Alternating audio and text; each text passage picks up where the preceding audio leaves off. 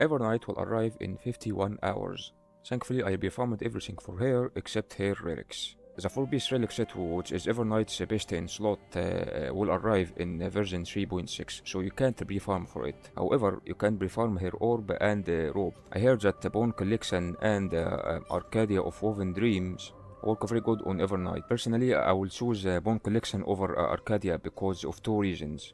Or actually, three reasons. The first reason is Bone Collection gives HP and crit damage. And a part of Evernight's kit is that she gives crit damage to the whole team, which is based on her own crit damage. So if she has more crit damage, that means the entire team will have a higher crit damage. The second reason is for Arcadia to get all of the buffs from it, you will need to have a full team of remembrance unit, and you will need to have all of the member sprites on the field, which might be difficult to achieve. As for Bone Collection, the only condition you need to have is to have 5000 HP or higher. And from what I heard, Evernight is based on HP, so she's bound to have a lot of HP. The third and the most important reason of them all is I farmed the Unceasing Strive stage a lot for Castors and Hyacinth.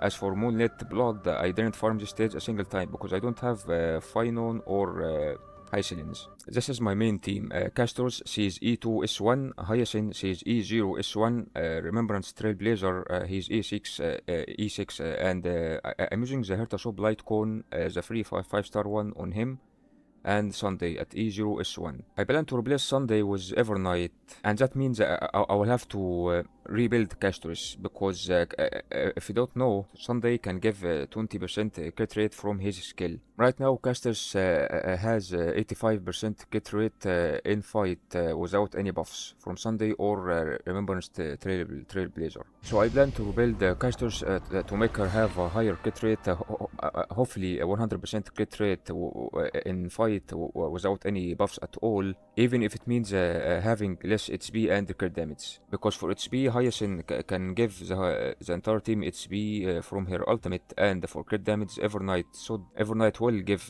crit damage to the whole team. So all what remains is crit rate, and I know that RMC can give 10% crit rate from Mims buff, but like I said, I have casters at E2, and I have Hyacinth, which can generate a lot of new buds for casters, which means a lot of dragons, which means a lot of turns for casters, which means the crit rate buff from Mim will go away quickly.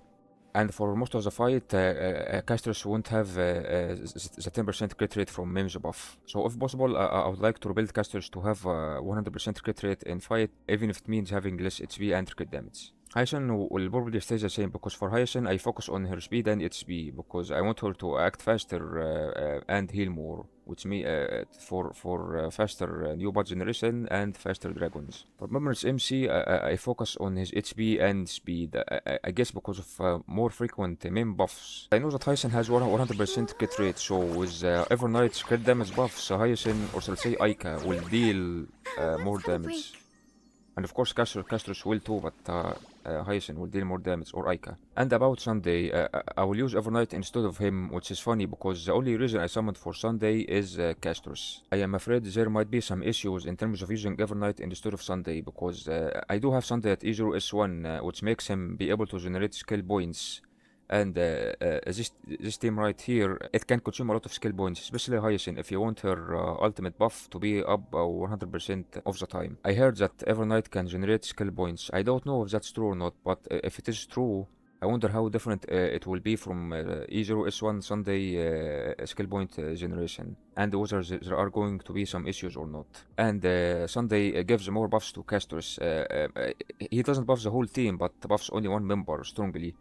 But Evernight she buffs the whole team. I hope that means they will deal more damage overall rather than Sunday, because Hyacinth can deal damage, RMC not so much, but Hyacinth can deal damage, Casters can deal damage, so I hope, and Evernight, yeah, she can deal damage, but Sunday can't, and RMC can't. So I wouldn't be surprised if Casters' overall damage gets reduced with Evernight instead of Sunday, but the whole team damage will get increased. And of course, Evernight will have a memo sprite, which means more HP for casters to drain HP from, which means a faster new bar generation, and additional member that Hyacinth can heal from her ultimate or skill, which means more new bar generation.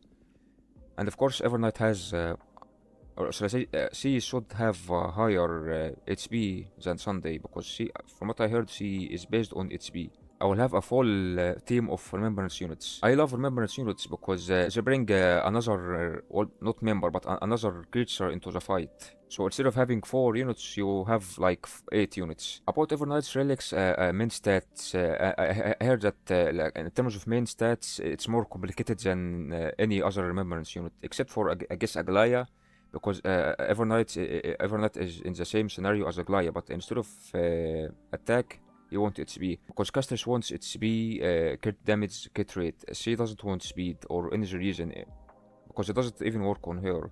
Hyacinth wants energy reason, speed, HP.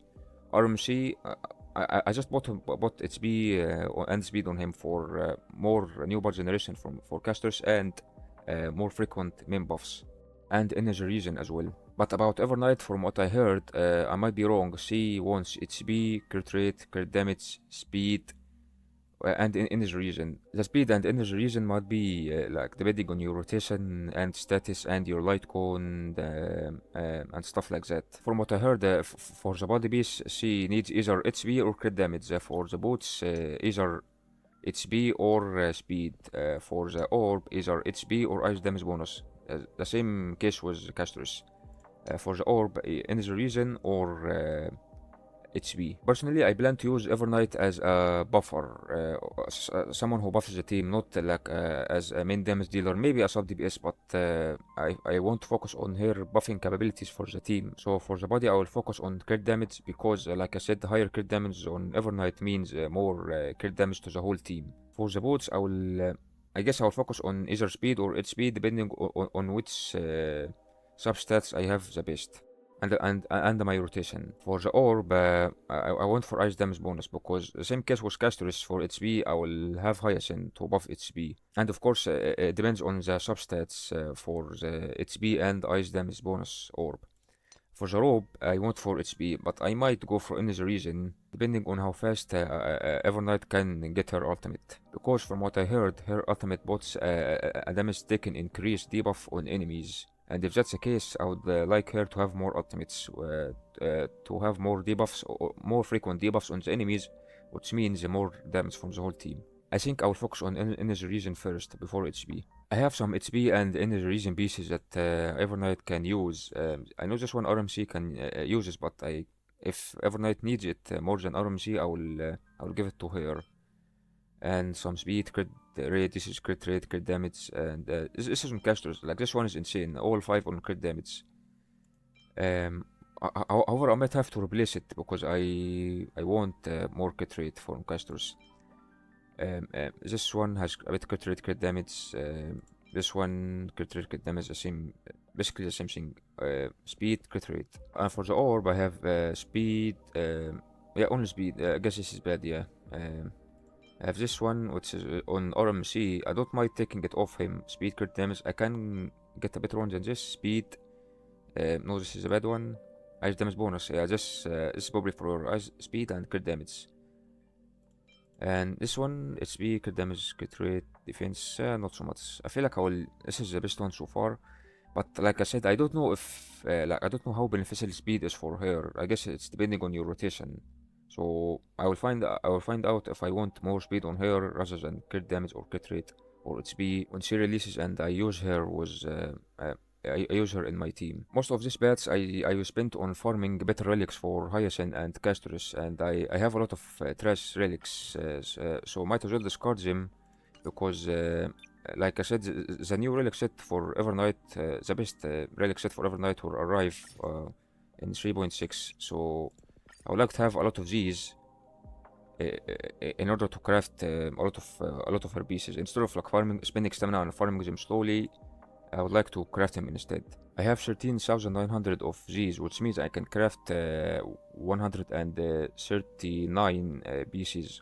I hope that's enough to get a decent build on Evernight day 1. Also remember to synthesize this, because these resources, self-modeling resin is rare, and you can use it to craft variable dice, which reloads your substat rolls, which can be good. Remember to do it because it resets every version, and this version is about to end. As for the substats, I will probably focus on crit damage, number one priority, and crit rate. I guess I won't focus on making Evernight main DPS, so I won't focus too much on her crit rate like casters. So I guess I'll focus on crit damage, then speed or crit rate, then HP. Some people say that if you don't have casters or hyacinth, then Evernight is useless for you, and I can see why they say that, because she's HP based, which means hyacinth is good for her, and she buffs remembrance units, so damage dealing remembrance units like casters, and I guess Aglaya as well. But Aglaya wouldn't benefit from hyacinth because she's attack based, not HP based.